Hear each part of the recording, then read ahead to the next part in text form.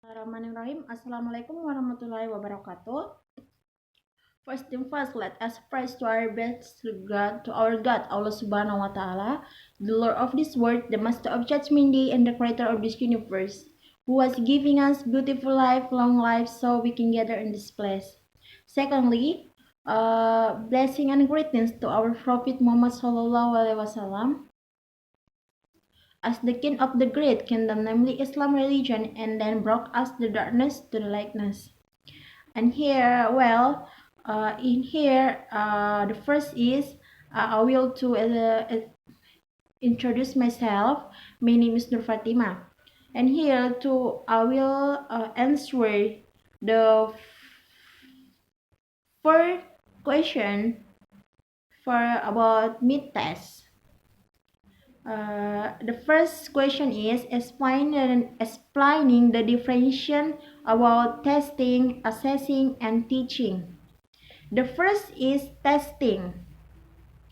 Definition of testing is a method of measuring a person's ability, knowledge, or performance in a given domain.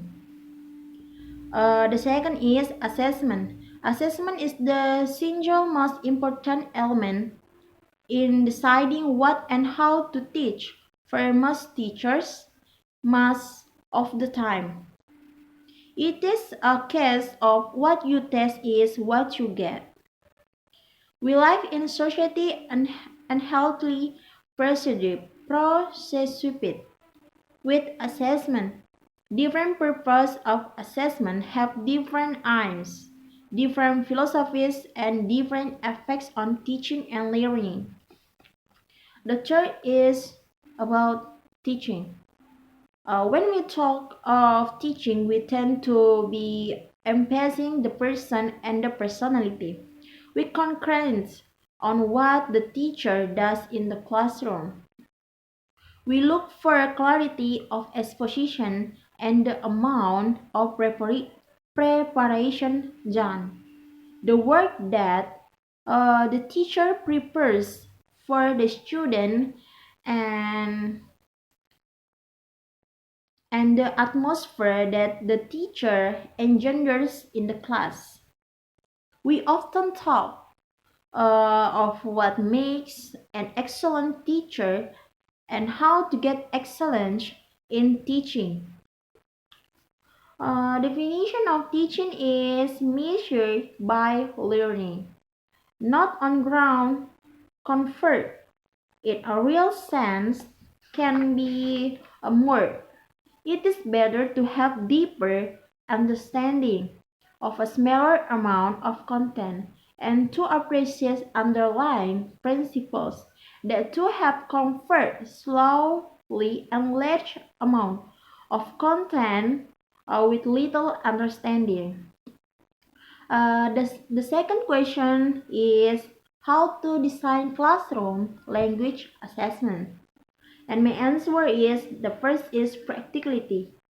An effective test is practical. This means that the first is it is not excessively expensive.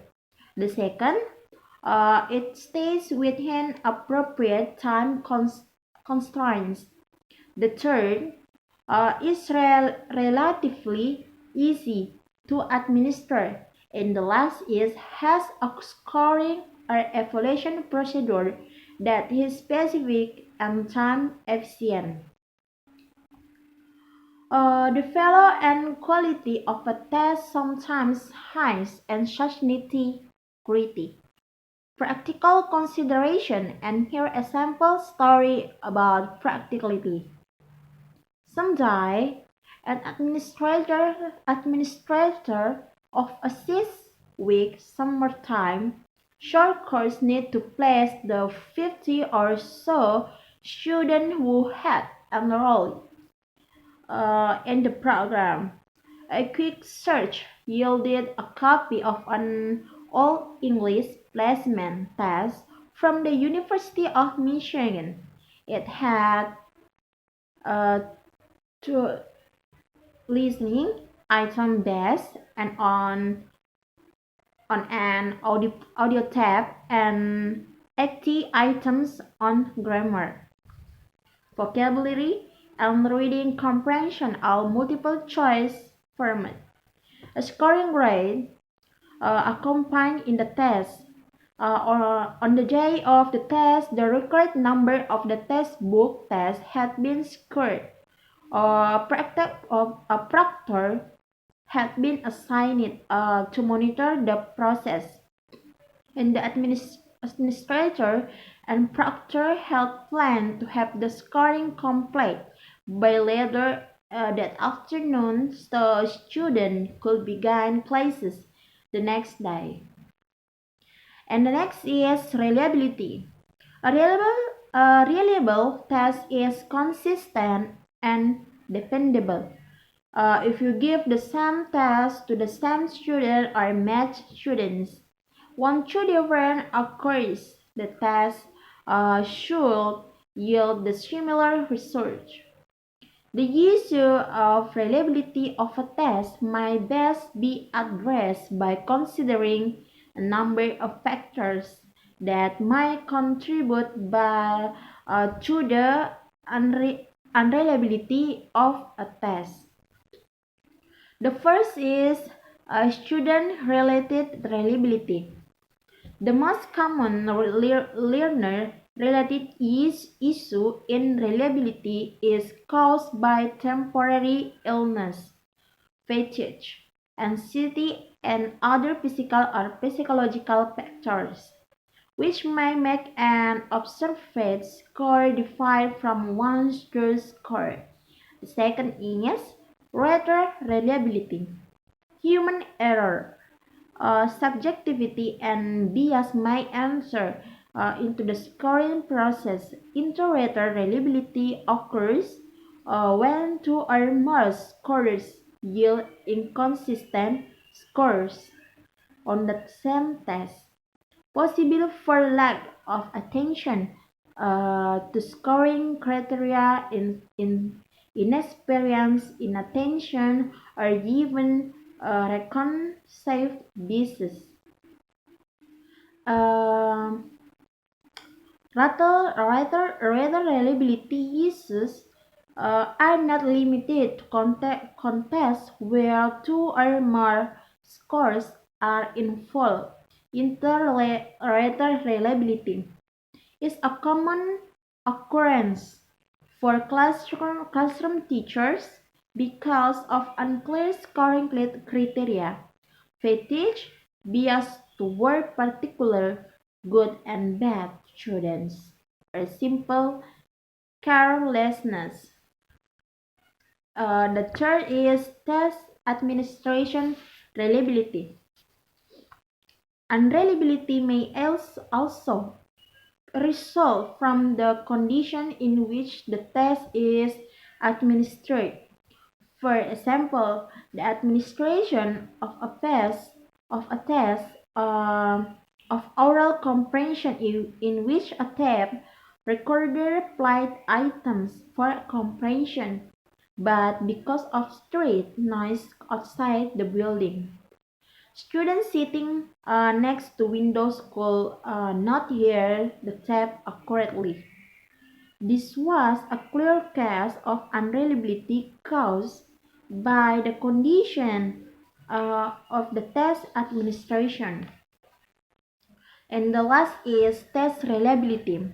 Sometimes the nature of the test itself can cause measurement errors. If a test is so long, test takers might become fatigued by the time they reach the later items and hastily respond incorrectly. Timing tests might discriminate against students who do not perform well on a test with a time limit. We all know people who know the course material perfectly, but who are adversely affected by the presence of a clock ticking away. Poorly written test items by a further source of test unreliability. And the third is validity. A definition of validity is the most complex criterion of an effective test and arguably the most important principle. A valid test of reading ability actually measure reading ability, uh, not previous knowledge in a subject, not some other variable of questionable relevance. In other case, we might be concrete with how well a test determines whether or not students have reached an established set of goals or level of competence. Statistical correlation with other related but independent measure is another widely accepted form of evidence. Other concerns about a test validity might focus on the consequence of a test, or even on the test taker's perception of validity. Here are five types of evidence. The first is content-related evidence. If I test actually samples and subject matter about which conclusions are to be drawn, and if it requires the test taker to perform the behavior that is being measured, it can claim content relate evidence of validity, often popularly referred to as content validity. The second is criterion-related evidence. Criterion-related evidence usually falls into one of two categories. The first is concurrent validity. A test has concurrent validity if its results are supported by other concurrent performance beyond the assessment itself. For example, the validity of a high score on the final exam of a foreign language course will be substantiated by actual proficiency in the language. The second is predictive validity. The predictive validity of an assessment becomes important in the case of placement tests, admission assessment batteries, language aptitude tests, and the like. And the third is contrast-related evidence. This one does not play a sledge role for classroom teachers. Construct might or might not be directly or empirically measured. Their verification often occurs in fractional data. The last is uh, consequential validity.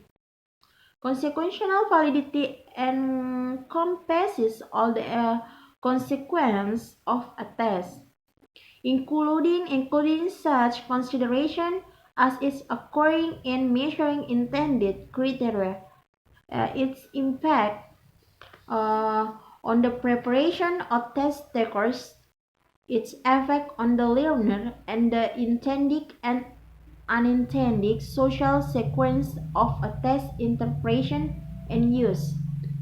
And the last is face validity.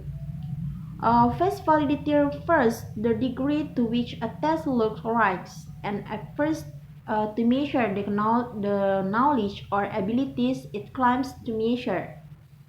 Based on the subjective judgment of the examiners who take it, the administrative personnel who decide on its use, and other physiometrically unsophisticated observers. The fourth is authenticity. A third major principle of language testing is authenticity, a concept that is a little slippery to define, especially within the art and science of evaluation and designing tests. In tests, authenticity might be present in the following ways. The first is the language in the test is natural and possible. The second is items are contextualized rather than isolated. The third, uh, topics are meaningful for learner. The fourth, some thematic organization to items is provided, such as stroke, a storyline, or episode. And the last is the test represent or closely approximate real world tests. The authenticity of the test task in recent years has increased noticeably.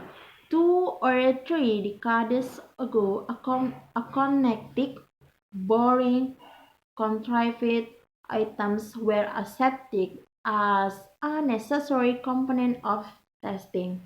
Things have changed. It was once assumed that large-scale testing could not include performance of the productive skills and stay within but carry constraints. But now many such tests offer speaking and writing components. And the last is Westbeck. Effect of consequential validity discussed above is the effect of testing on teaching and learning. Otherwise known among language testing special as Westbeck. In large-scale assessment, Westbeck generally refers to the effect the tests have on instruction in terms of how students prepare for the test.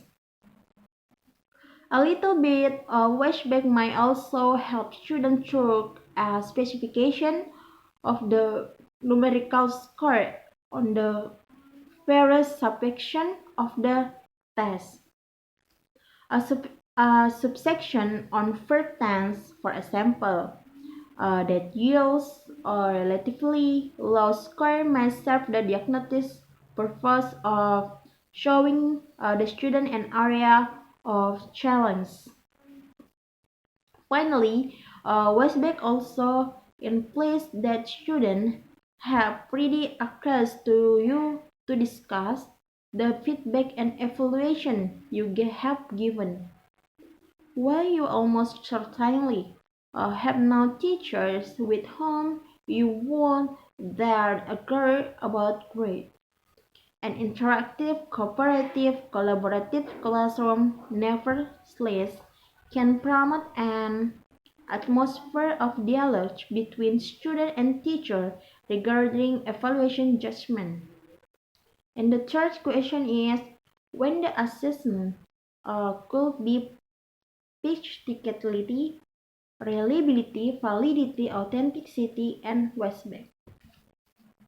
In order to design a test, there are 5 factors need to taken into consider. The first is purpose, objective, selection, and arranged items, types of scoring, grading, and feedback. Test type is defining the purpose of the test will help the teacher choose the right kind of test, and I will also help the teacher to focus on the specific objectives of the test. There are 5 types of tests. The first is language aptitude test. This is designed to measure the capacity or general ability to learn a foreign language and ultimate success in the undertaking.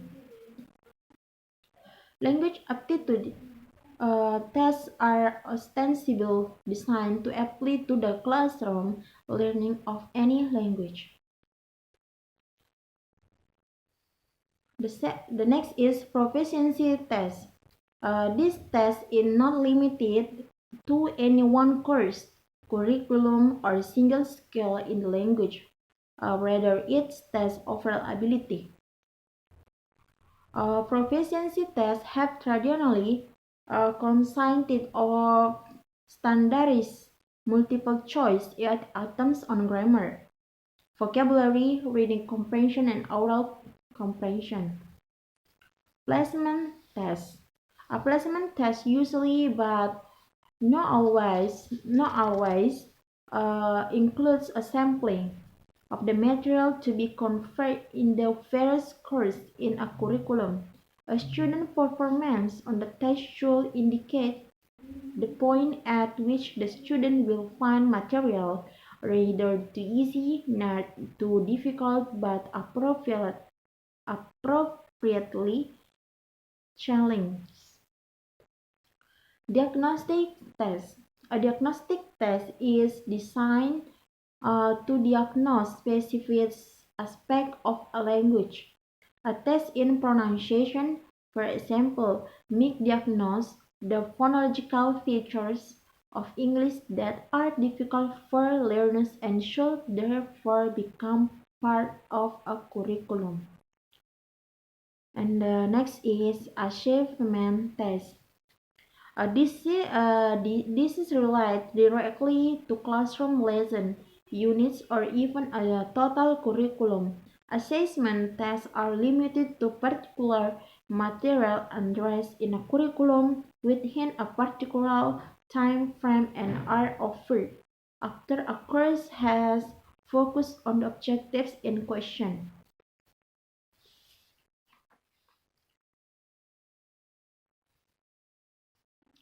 And the last question is how to assess listening.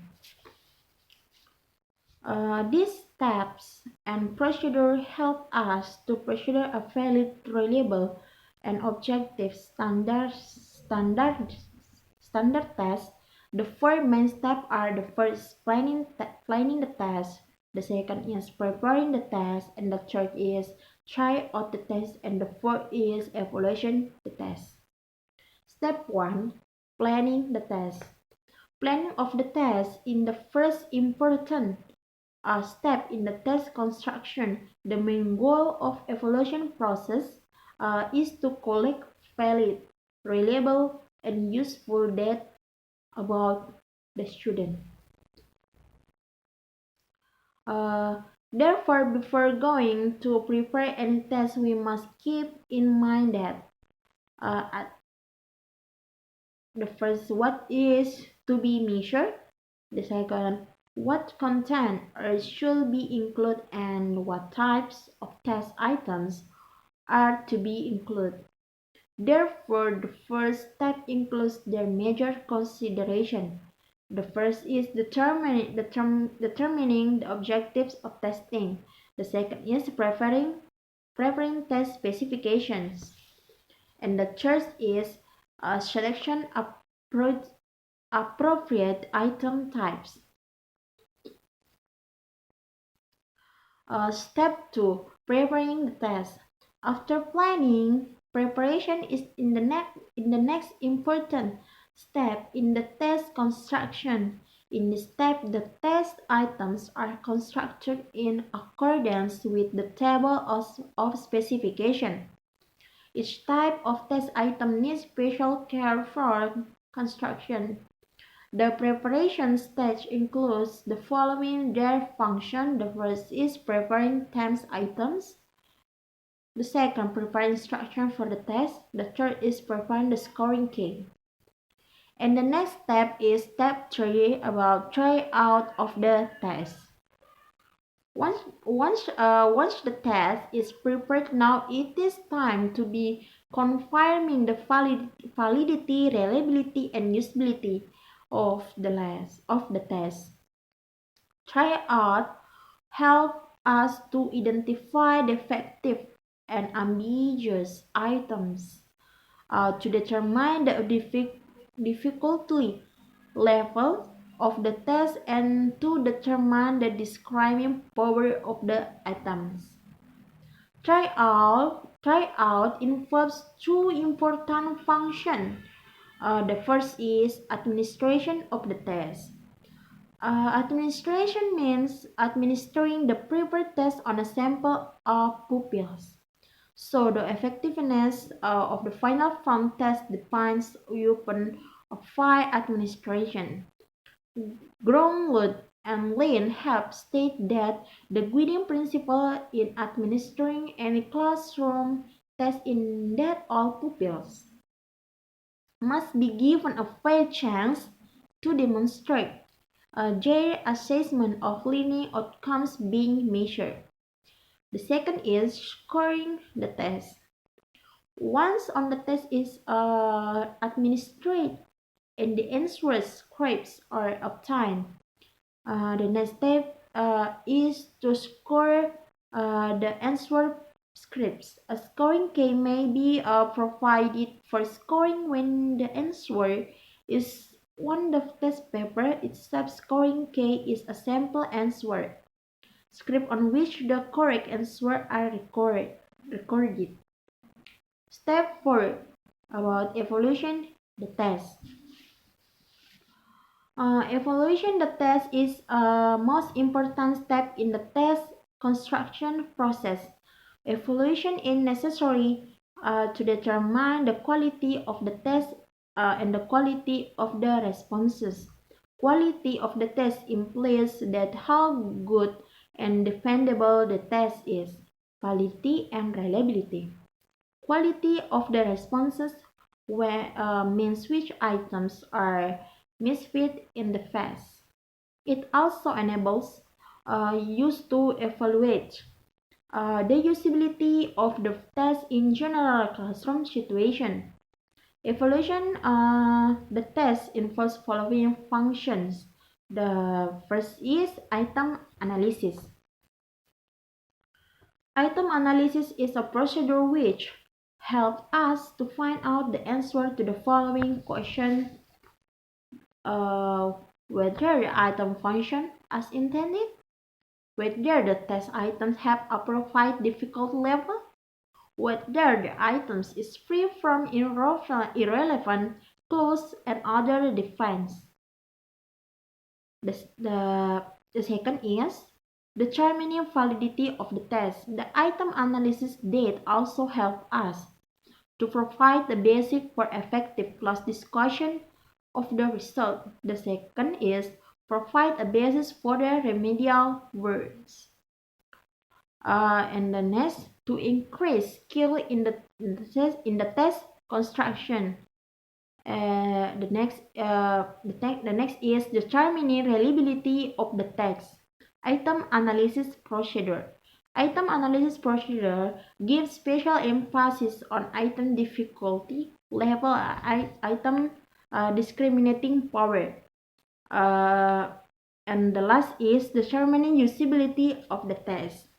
Okay, I think enough for my explanation about the MIT test. Thank you for watching. And the last I say, wassalamualaikum warahmatullahi wabarakatuh.